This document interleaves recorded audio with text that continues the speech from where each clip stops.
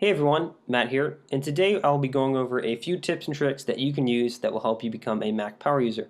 We will be going over two specific categories, one being the settings you can change to get around the OS quicker, and the second being shortcuts that you can use that will get you away from doing multiple clicks on the mouse and going through multiple menus. We have a lot to go over, so let's go ahead and get started. First thing we want to do is adjust the Finder window itself.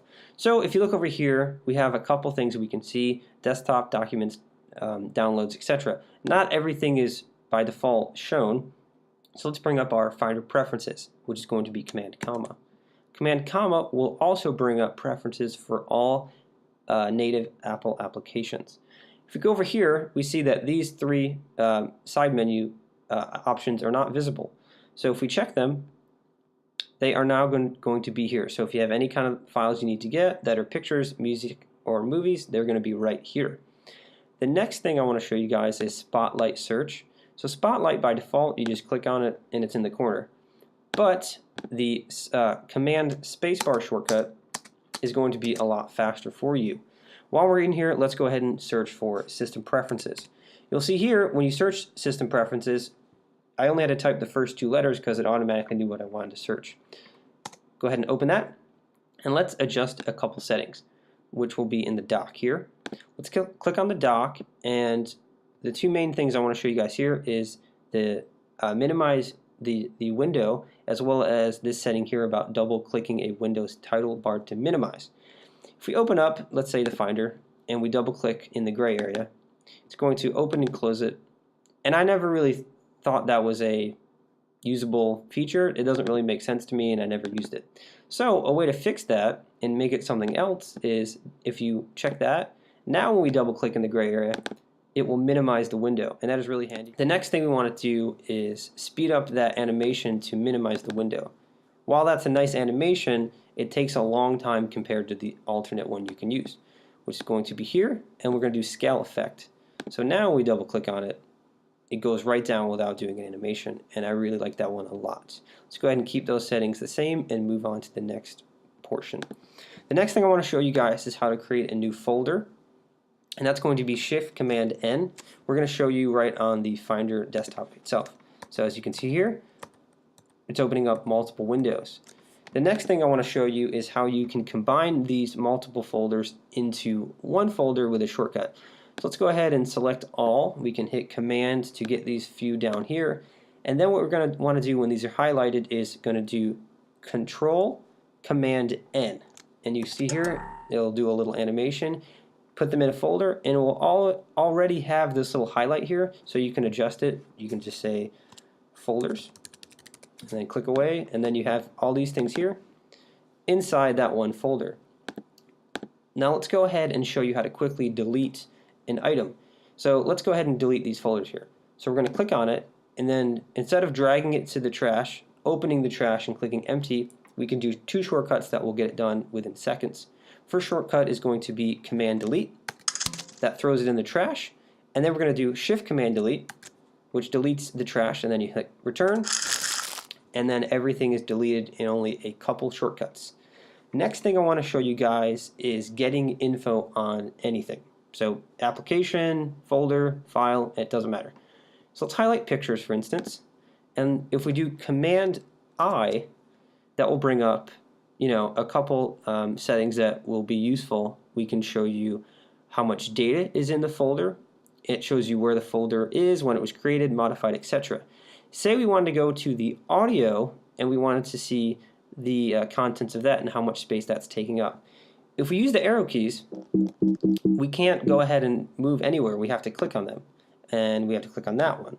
But we don't want to do that. So what we can do to combat that issue is if you do, instead of Command I, you do Command Option I, it will bring up pretty much that same window, and now you can use the arrow keys, and if you see in the left here, it will automatically go to the next thing. I use that one all the time. It is super handy, especially when you have multiple files and you're trying to see what's taking up a lot of space. The next thing I want to show you guys is going to be under the Finder itself, but I want to bring up these pictures since I want to show you something that does have files in it. if you're not familiar with the quick view, or quick look as Apple calls it, that is a way of showing files without fully opening it. So if we wanted to open this, we'd have to wait, and there it is. Say we don't like that, we then have to click on it, exit out, and then we're back here. Instead of doing that, we can click on it, hit the space bar, we can preview it, and then we can cycle through what we want to get and say that's the one we like. We can then double click on it and open it. The only problem with cycling through using the arrows is once you get to the end here, or the end over here, you have to use the arrows to move down. But if you're in this menu, you might not know where the end is. So a better way to do that is if you click Tab, it will cycle through them, and then Shift Tab will go backwards. And if we show you here, which is really cool, so let's click Tab, see how it's going between them in order without, and once it gets to the end there, it just automatically goes to the bottom. If we do Shift Tab again, you'll see it goes backwards. That's a very handy way to go through files quickly, especially pictures. If you're a photographer, it's a great shortcut to know. All right, next thing is, it's going to be under Safari. Let's open up Safari, and you can do this in pretty much any application, but I like using Safari as an example for this here. So a way to open up multiple tabs in the window is, instead of going to File, New Window, New Tab, etc., let's get away from that mouse and do Command T. And you can do that as many times as you want. It's really handy. Say you want to open up a new window, you're going to do Command N, and that will open up another window. Say we want to close out of those windows and we only want one window. You can do the old exit out over here, or we can take it one step further and we can close them with a shortcut. Let me go ahead and open up them again. So Command W will close a window, and this is also true to pretty much every application on the Mac platform. But say we want to close them all at the same time. The Option key is pretty much a select all function when you're modifying something, so Command Option W closes them all. And I love that function. I use that all the time as well. Let's go ahead and show you one more thing. Say we want to close out of the application entirely. Instead of doing Command W, which closes Windows, we do Command Q, which quits the application, and that is every application, even if it's not an Apple one. I use that one all the time. It's really handy. It's great. All right. The next thing I want to show you guys is going to be one that I actually don't think most people know. I don't know if I've ever seen it in a video for an example. So let's go ahead and go back to Safari. And let's go to check warranty for Apple. Say you're typing in your serial number, and let's just kind of type in a bunch of random stuff. You have some capitals, lowercase, etc., right? If you look at it and you want it to be able to have all capital letters, if you highlight everything and you right-click, go to Transformations, you have a couple options here.